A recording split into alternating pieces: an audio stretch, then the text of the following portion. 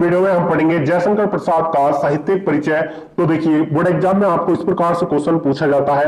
यहां पर देख सकते हैं क्वेश्चन नंबर 5 का ख खंड, निम्नलिखित में से किसी एक कवि का साहित्यिक परिचय देते हुए उनकी रचनाओं का उल्लेख कीजिए। ठीक है, यानी कि आपको साहित्यिक परिचय पूछा जाएगा। ठीक है, साहित्यिक परिचय के साथ साथ उनकी प्रमुख रचनाओं का उल्लेख करने के लिए पूछा जाएगा। ठीक है, तो इस प्रकार से आपको साहित्यिक परिचय और रचनाओं पर 3 और 2 इस प्रकार से 5 नंबर मिल जाएंगे। ठीक है, देखिए इसी प्रकार से प्रतिवर्ष बोर्ड एग्जाम में क्वेश्चन पूछा जाता है। तो डियर स्टूडेंट्स, यदि आप बोर्ड एग्जाम में इस प्रकार से ब्लू ब्लैक पेन का यूज करके सेम बिल्कुल इसी प्रकार से लिख कर आते हैं जैसे कि हमने लिखा है, तो आपको एकदम बोर्ड एग्जाम में फुल मार्क्स मिलने वाले हैं। ठीक है, यदि आप डायरेक्ट इनका साहित्यिक परिचय लिखना चाहते हैं और जीवन परिचय नहीं लिखना चाहते तो इस प्रकार से साइड में एक बॉक्स बना लेंगे और बॉक्स में देखिए क्या पॉइंट्स लिखने हैं, जैसे कि जन्म कब हुआ था, सन 1889 ईस्वी में।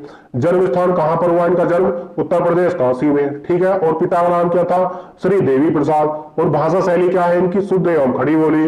मृत्यु सन 1937 ईस्वी में, यानी कि इनकी मृत्यु हो गई। ठीक है, इस प्रकार से एक बॉक्स में लिख देंगे ये सभी पॉइंट। तो इस प्रकार से शॉर्ट फॉर्म में इनका एक तरीके से जीवन परिचय ही हो जाता है। ठीक है, अब आप डायरेक्ट इनका साहित्यिक परिचय लिख सकते हैं, आपको एकदम फुल मार्क्स मिलेंगे। ठीक है, तो देखिए साहित्यिक परिचय क्या है इनका। जयशंकर प्रसाद छायावाद के प्रवर्तक, उन्नायक तथा प्रतिनिधि कवि होने के साथ साथ युग प्रवर्तक, नाटककार तथा उपन्यासकार भी थे। यानी कि जो जयशंकर प्रसाद थे ना, वो एक छायावाद के प्रवर्तक, उन्नायक तथा प्रतिनिधि कवि होने के साथ साथ जो है ये युग प्रवर्तक थे और नाटककार भी थे और उपन्यासकार भी थे। ठीक है, इस प्रकार से आप लिख सकते हैं।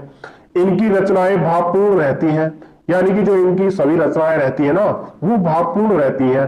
प्रेम और सौंदर्य इनके काव्य के प्रमुख विषय रहे हैं, यानी कि जो प्रेम और सौंदर्य है ना इनके जो काव्य के प्रमुख विषय रहे हैं। ठीक है, किंतु मानवीय संवेदनाएं उनकी कविता का प्राण है, यानी कि जो इनकी मानवीय संवेदनाएं है ना वो उनकी कविता का प्राण है एक तरीके से। ठीक है, आगे देखिए, इनकी भाषा शुद्ध सरल एवं साहित्य खड़ी बोली है, यानी कि जो इनकी भाषा रही है ना वो एकदम शुद्ध और सरल और साहित्य खड़ी बोली रही है। इन्होंने अपने काव्य में आध्यात्मिक आनंदवाद की प्रतिष्ठा की है, यानी कि इन्होंने जो है अपने काव्य में आध्यात्मिक की प्रतिष्ठा की है और आनंदवाद की, यानी कि इस प्रकार से लिखेंगे कि इन्होंने अपने काव्य में आध्यात्मिक आनंदवाद की प्रतिष्ठा की है। ठीक है, इस प्रकार से आप लिख सकते हैं। उसके बाद आगे, यह एक असाधारण प्रतिभाशाली कवि थे, यानी कि जो जयशंकर प्रसाद जी जो थे ना वो एक असाधारण प्रतिभाशाली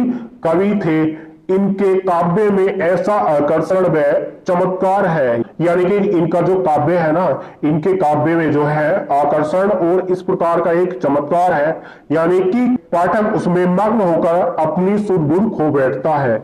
यानी कि इन्होंने जो है अपने काव्य में इस प्रकार का आकर्षण और चमत्कार किया है कि जो पाठक है ना पाठक उसमें मग्न होकर जो है अपना सुध-बुध खो बैठता है।